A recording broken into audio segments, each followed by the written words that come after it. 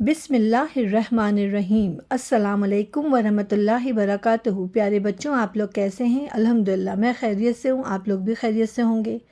پیارے بچوں، آج اس واقعے کا آخری حصہ ہے جو ہم نے حضرت موسیٰ علیہ السلام کا واقعہ کل سنا تھا، اژدہا۔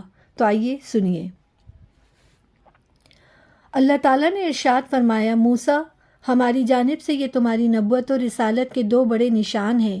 یہ تمہارے پیغام، صداقت اور دلائل کی زبردست تائید کریں گے۔ اللہ تعالیٰ کا مزید ارشاد ہوا، بلا شبہ فرعون اور اس کے ساتھی نافرمان ہیں۔ انہوں نے بہت سرکشی اور نافرمانی اختیار کر رکھی ہے۔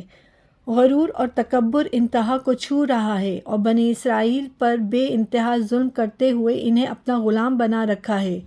جاؤ اور ان کی غلامی سے نجات دلاؤ۔ حضرت موسیٰ علیہ السلام مصر پہنچے، وہاں سے اپنے بھائی ہارون علیہ السلام کو ساتھ لیا اور اللہ تعالیٰ کے حکم کی تعمیل میں فرعون کے پاس جا کر اسے توحید یعنی اللہ کی بس ایک ذات پر ایمان لانے کی دعوت دی۔ مگر فرعون تو اپنی دولت اور طاقت کے نشے میں چور تھا اور اپنے آپ کو ہی خدا سمجھتا اور دوسروں سے منواتا تھا۔ اس نے حضرت موسیٰ علیہ السلام کی دعوت حق کے قبول کرنے کے بجائے آپ علیہ السلام کا مذاق اڑایا، قید میں ڈالا، دینے کی دھمکی دی۔ مگر حضرت موسیٰ علیہ السلام اس کی دھونس دھمکی میں نہ آئے تو فرعون نے کہا، اچھا اگر تو اپنے وعدے میں سچا ہے تو کوئی معجزہ دکھا۔ حضرت موسیٰ علیہ السلام نے اپنی لاٹھی زمین پر ڈال دی جو اژدہا بن گئی۔ پھر آپ علیہ السلام نے اپنا ہاتھ گریباں میں داخل کر کے باہر نکالا تو وہ روشن ستارے کی طرح چمکنے لگا۔ یہ دیکھ کر فرعون اپنے ساتھیوں سے کہا، بلا شبہ یہ بہت بڑا جادوگر ہے اور شاید اس کا مقصد اپنے جادو کے زور پر ہمیں ہمارے ملک سے نکال دینا ہے، لہٰذا جادو کا مقابلہ جادو سے کرنا چاہیے۔ پھر فرعون نے کہا، موسیٰ، ہم سمجھ گئے ہیں، تو ہمیں اس حلیے سے مصر سے نکال دینا چاہتا ہے، مگر یہ اتنا آسان نہیں۔ ہم بڑے بڑے جادوگروں کو جمع کر کے تجھے شکست دلائیں گے۔ مقابلے کا دن مقرر ہو گیا۔ یہ مصریوں کی عیدوں میں سب سے بڑی عید یوم جشن تھا۔ فرعون بڑے تکبر سے تخت پر بیٹھا، لوگوں کی بہت بڑی تعداد یہ مقابلہ دیکھنے کے لیے جمع تھی۔ ایک طرف ماہر جادوگروں کا گروہ تھا جو دور دور سے بلائے گئے تھے، اور دوسری جانب حضرت موسیٰ علیہ السلام اور ان کے بھائی حضرت ہارون علیہ السلام۔ فرعون بہت خوش تھا اور اپنے جادوگروں کی حوصلہ افزائی کر رہا تھا، اسے ان کی کامیابی کا یقین تھا۔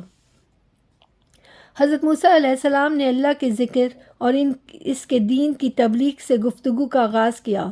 فرعون نے کہا، جادوگروں نے کہا، موسیٰ، یہ باتیں چھوڑو اور بتاؤ پہلے ہم کریں گے یا تم کرو گے؟ حضرت موسیٰ علیہ السلام نے فرمایا، تم ہی کرو۔ جادوگروں نے اپنی رسیاں اور لاٹھیاں زمین پر ڈال دیں جو سانپ اور اژدہا بن گئیں۔